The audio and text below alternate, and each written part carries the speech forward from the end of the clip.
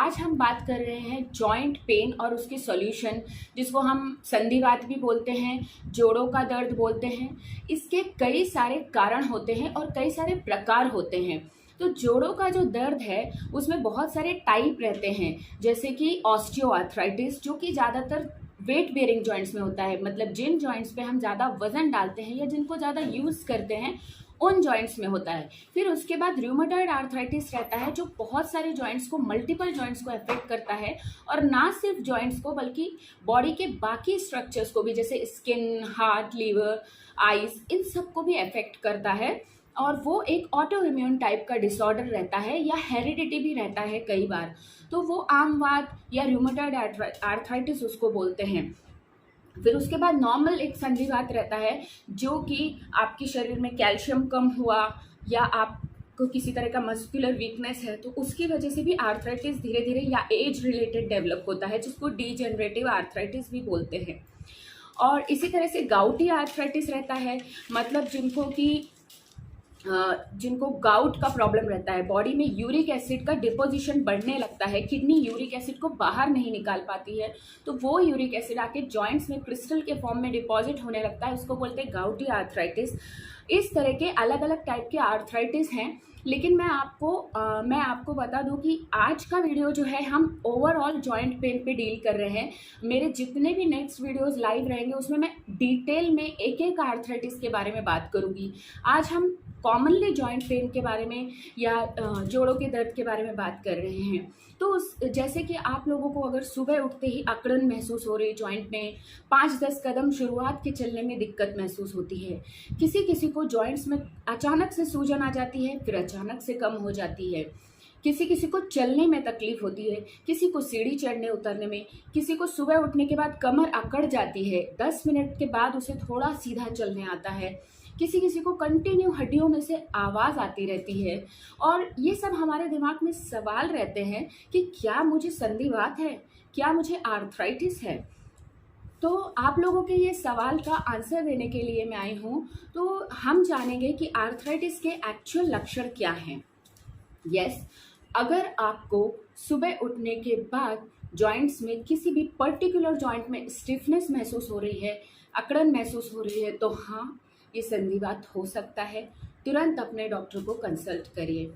अगर आपको जॉइंट्स में सूजन है, मतलब अचानक से जॉइंट ऐसे लाल रेडनेस आ जाती है, स्वेलिंग आ जाती है उस पर्टिकुलर जॉइंट में, घुटने में या कमर में या गर्दन में या एल्बोज में, कोहनी में, उंगलियों में, कहीं भी, तो ये संधिवात का एक प्रकार हो सकता है डेफिनेटली।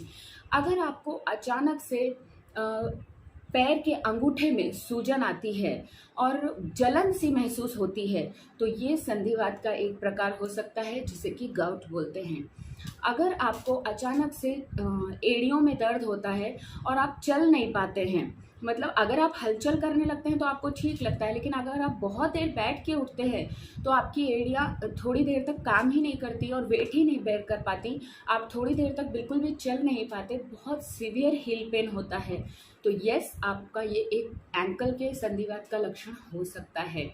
और अगर आपको घुटने में से आवाज़ आती है, कट कट, ऐसे कई पेशेंट्स को आवाज़ आती है, गर्दन में से बोलते हैं कि हम ऐसे टर्न करते हैं तो आवाज़ आती है, या इस तरह से टर्न करते हैं तो आवाज़ आती है, तो ये संधिवात का एक लक्षण हो सकता है।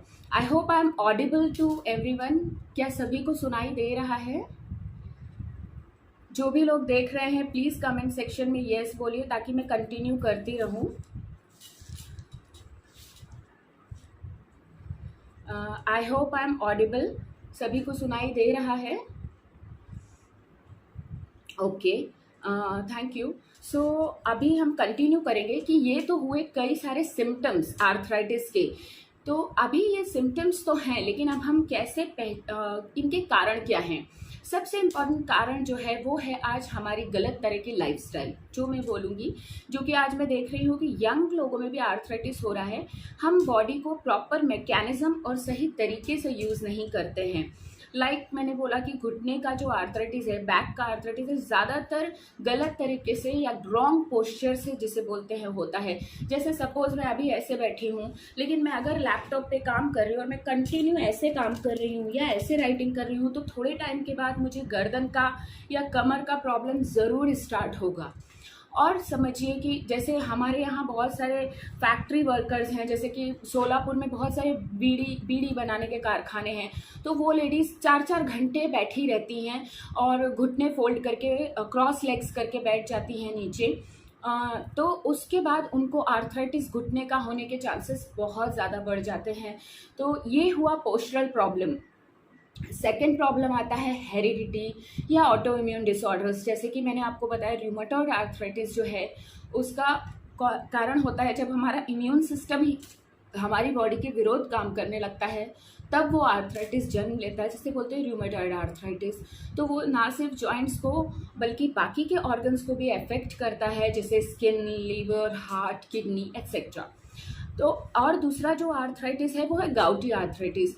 वो भी हमारी गलत खान पान की जीवन शैली से हो सकता है, जिससे कि बॉडी में यूरिक एसिड का डिपोजिशन ज़्यादा होता है और फिर वो गाउट के क्रिस्टल्स जॉइंट में फॉर्म होते हैं, यूरिक एसिड के क्रिस्टल्स, और गाउटी आर्थराइटिस होता है। इसके बाद जो है ओबेसिटी, ज़्यादा वजन होना, जो कि हमारी लाइफस्टाइल का ही एक प्रॉब्लम है। गलत तरीके का खाना पीना, गलत तरीके की लाइफस्टाइल, गलत टाइम पे खाना, जिससे कि वज़न बढ़ता है। और जिन जॉइंट्स पे वज़न हमारी बॉडी ज़्यादा देती है, जैसे कि नी जॉइंट, जिनको कि वेट बेयरिंग जॉइंट बोला जाता है, जो हमारे पूरे शरीर का वेट लेता है, एंकल जॉइंट्स या बैक, इन सब जॉइंट्स पे इसके दुष्परिणाम होना चालू हो जाते हैं। फिर हमारी गलत लाइफस्टाइल में आ गया मोबाइल का कंटिन्यू यूज़, जो कि हम कंटिन्यू इस तरह से देखते हैं। हमको इस तरह से मोबाइल को पकड़ना चाहिए, see this should be the height, and what we do, हम क्या करते हैं, हम हमेशा ऐसे ही यूज़ करते हैं, जिससे कि हम ऐसे झुका के ही यूज़ करते हैं, जिससे कि हमारे नेक पे सर्वाइकल स्पाइन जिसे बोलते हैं, या नेक की स्पाइन, उस पर अनइवन प्रेशर आता है अलग अलग सेगमेंट्स में, और फिर नेक के प्रॉब्लम्स, वो भी एक तरह का आर्थराइटिस है, वो स्टार्ट हो जाता है। तो इस तरह से हमारी जीवन शैली की वजह से ही हम अलग अलग प्रॉब्लम्स को जन्म देते हैं। तो अभी इसके सिंपल सॉल्यूशंस क्या हैं, पहले मैं वो बात करूंगी, फिर हम ट्रीटमेंट पे आएंगे कि अगर आपको कोई बीमारी हो ही गई है तो कैसे इलाज करें, पर अगर आपको बचा के रखना है तो क्या करें। तो अब हम आते हैं कि अगर आपको जॉइंट्स को प्रिवेंट करना है कि आर्थराइटिस ना हो, तो व्हाट शुड यू डू। हो गया, फिर क्या करना है वो मैं इसके बाद डिस्कस करूंगी। So first we will start कि आपको जॉइंट्स के प्रॉब्लम ना हो, तो आपको जो मैंने अभी कारण बताए उन पे वर्कआउट करना है। लाइक अगर आपका वेट ज़्यादा है तो first focus on weight reduction, आपको अपना वज़न कम करना पड़ेगा। नेक्स्ट, अगर आपको जैसे कि आप कंटिन्यू कंप्यूटर, मोबाइल, या आपका डेस्क जॉब है, आप ऐसा कुछ वर्क करते हैं कि आपका कंटिन्यू सिटिंग वर्क है, जो कि आजकल ज़्यादातर लोगों का है, तो आपको क्या करना चाहिए, उसके लिए आपको वर्क स्टेशन स्ट्रेचेस करने चाहिए, जो कि मैंने यूट्यूब में अपने चैनल में अपलोड किए हैं, और आगे में मैं आपको बताऊंगी इसके बारे में। मतलब आपको बैठे बैठे और अपने ही डेस्क पे, अगर आपको स्पेस भी नहीं है तो वहीं पे खड़े होके आपको बॉडी की मसल्स को जो टाइट हो सकते हैं उनको स्ट्रेच करना है। तो उससे आप आगे चलकर आर्थराइटिस से और ऐसे प्रॉब्लम्स से बच सकते हैं। नेक्स्ट, जैसे कि हमारे शरीर के लिए खाना ज़रूरी है, वैसे ही हमारे जॉइंट्स के लिए खाना ज़रूरी है। और हमारे जॉइंट्स का खाना क्या है, मूवमेंट। जो भी चीज़ें हम बॉडी में खाते हैं वो हमारे जॉइंट्स तक पहुंच रही हैं या नहीं, वो हमारे जॉइंट्स के सर्कुलेशन पे डिपेंड करता है। और हमारे जॉइंट्स का सर्कुलेशन तभी होता है जब हम कंटिन्यू उनको मूव करते रहें। मूवमेंट बढ़ाने के 2 आसान तरीके हैं। अगर आप डेस्क जॉब करते हैं तो आपको उठ के एक 2-3 मिनट का वॉक लेके आना चाहिए, स्ट्रेचेस करने चाहिए, उससे भी जॉइंट्स का मूवमेंट बढ़ेगा। कुछ एक्सरसाइज, सिंपल एक्सरसाइजेस जो आप बैठ के कर सकते हैं। सपोज मैं जो नेक में पेन है, मैं आपको एक एग्जाम्पल बताऊंगी, तो मैं सिंपली अगर ऐसे भी मूव करती हूँ तो देखने में आपको लगेगा कि इतना सिंपल सा तो मूवमेंट है, लेकिन अगर आप ये मूवमेंट हर 15-20 मिनट में रिपीट करेंगे तो आपको नेक के प्रॉब्लम्स होने के चांसेस बहुत कम हो जाएंगे।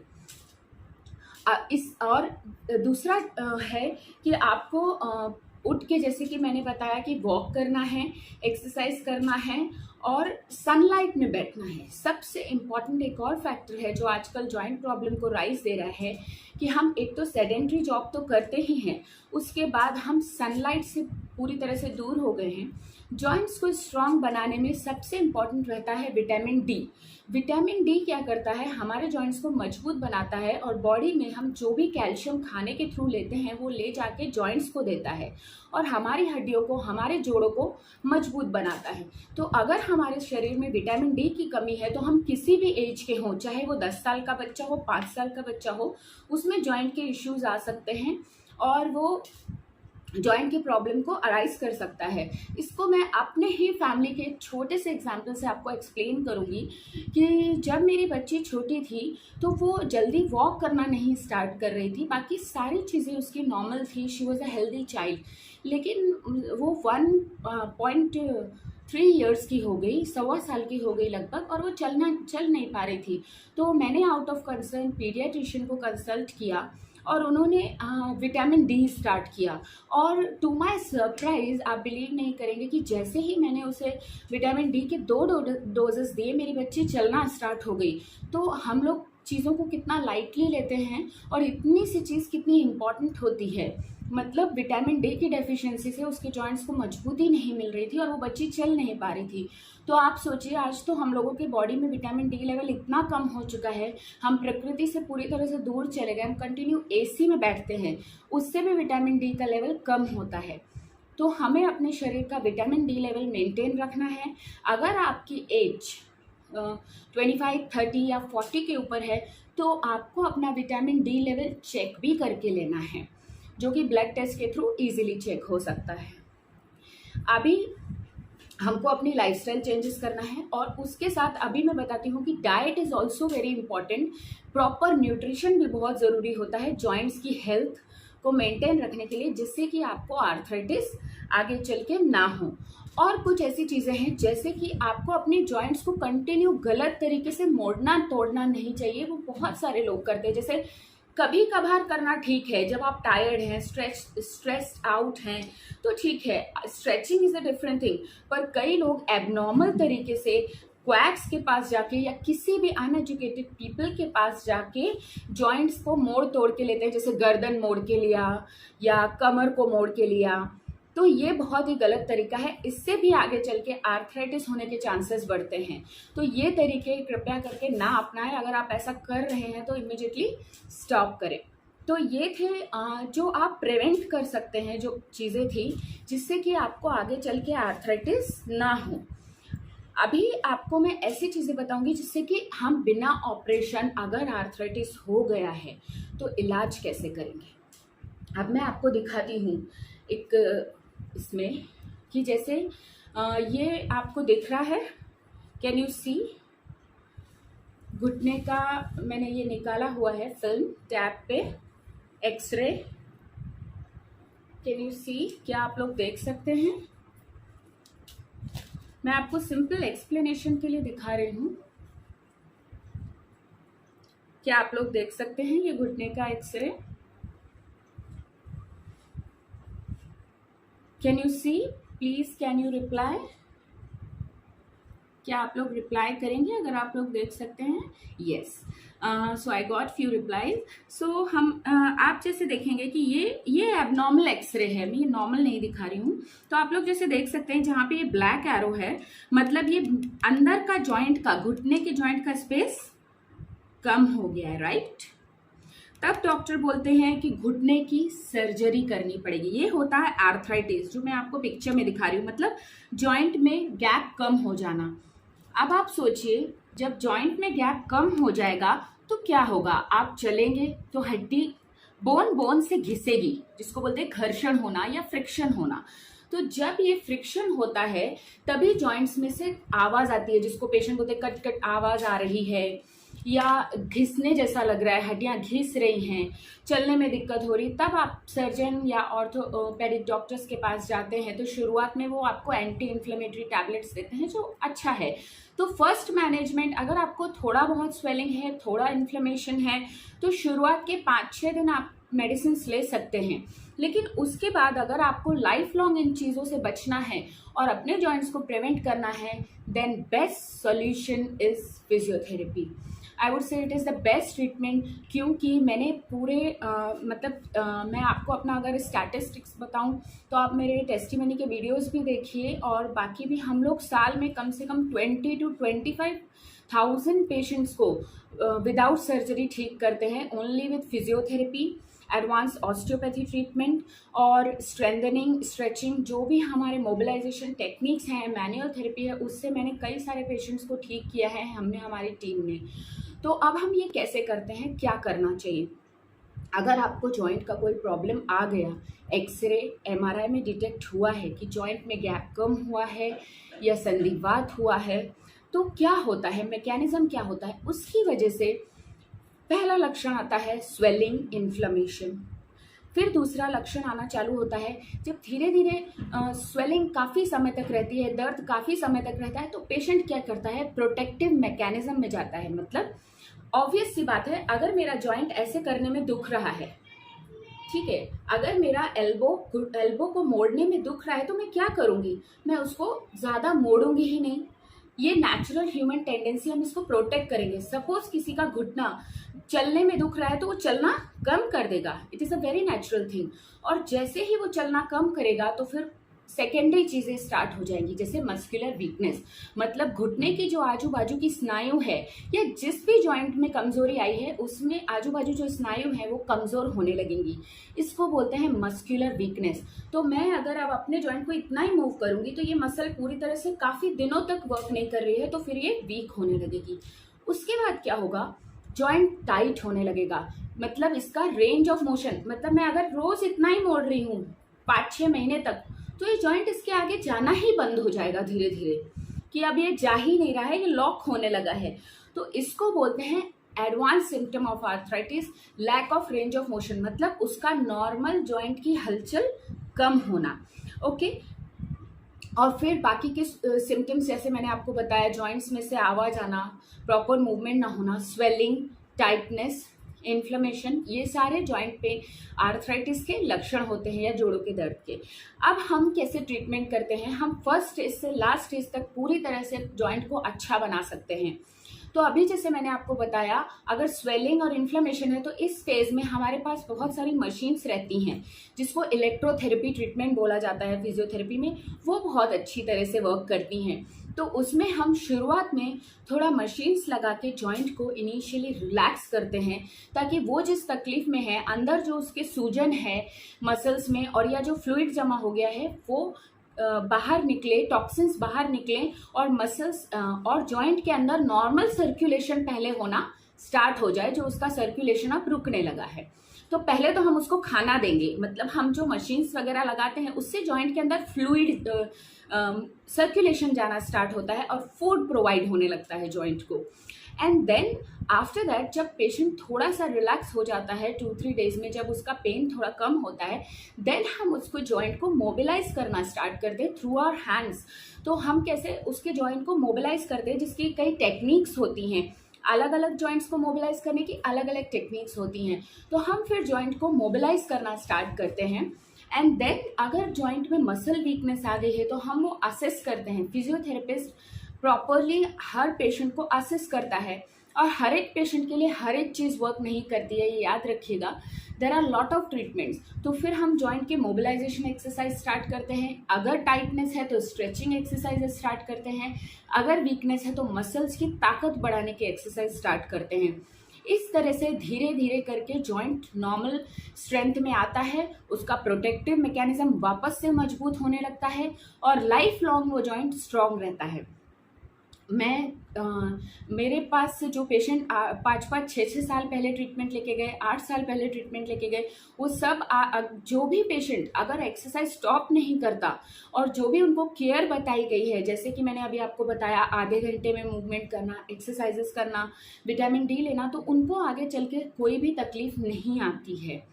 तो ये हुआ फिजियोथेरेपी ट्रीटमेंट का पार्ट। अब मैं आपको सबसे इम्पॉर्टेंट जो मैं अभी एडवांस ट्रीटमेंट यूके से जो मैंने सीखा है उसके बारे में बताती हूँ, ऑस्टियोपैथी ट्रीटमेंट या कायरोप्रैक्टिक एडजस्टमेंट भी बोलते हैं। तो जैसे कि मैंने आपको अभी ये दिखाया था, ये जॉइंट में स्पेस कम हुआ, अभी हमने सब कर लिया, यहाँ के आजू बाजू जो मसल्स थे उनकी ताकत बढ़ाई, अंदर की सूजन भी कम कर दी जॉइंट की। लेकिन अब आप पूछेंगे कि हर पेशेंट पूछेगा कि ये गैप ठीक हो जाता है क्या? इसका आंसर है ऑस्टियोपैथी में यस, ये गैप भी अगर लॉन्ग टर्म हम ट्रीटमेंट करेंगे तो ये गैप भी नॉर्मल हो जाएगा।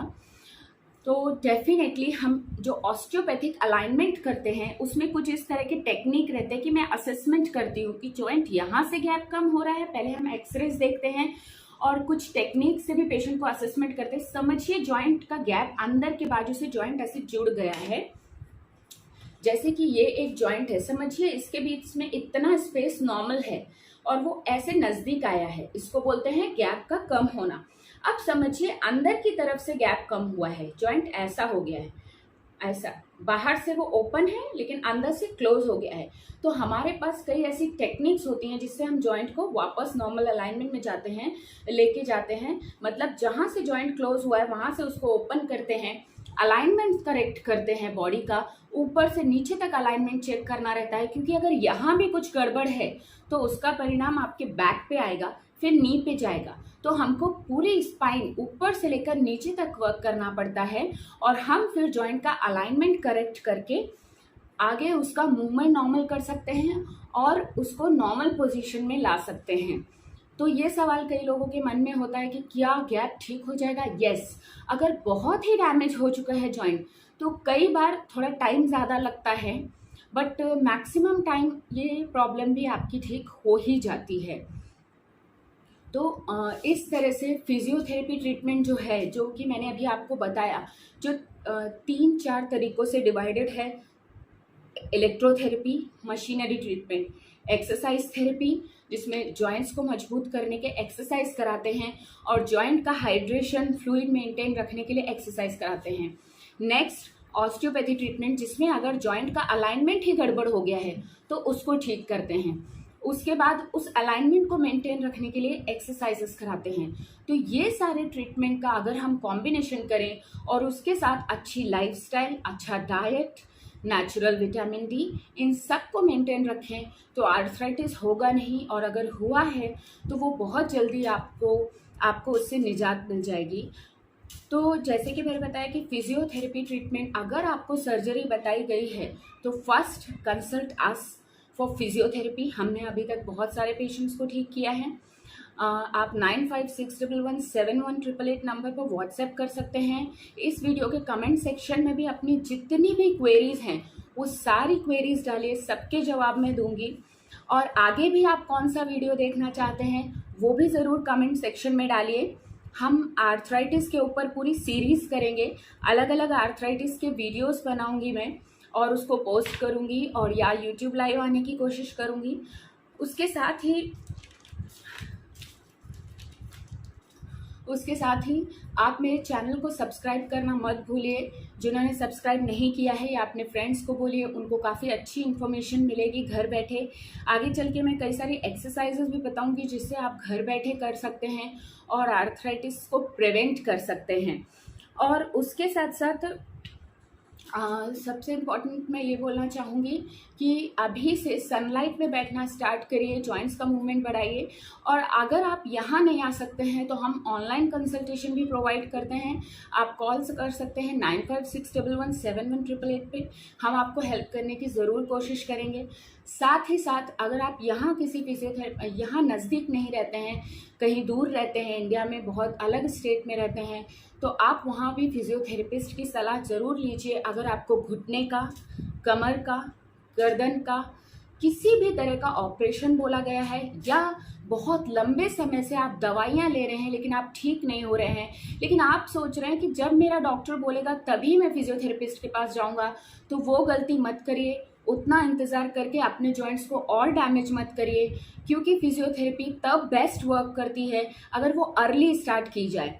अगर आपको अभी कोई प्रॉब्लम स्टार्ट की है हुई है, इमीडिएटली आप थेरेपी करेंगे तो इमीडिएटली आप ठीक हो सकते हैं, और अगर आप वेट करेंगे तो आपको बहुत टाइम लगेगा रिकवर होने में। तो इसीलिए don't waste your time, consult us as soon as possible, और अपने दोस्तों तक भी ये शेयर करिए। Thank you very much. नमस्ते।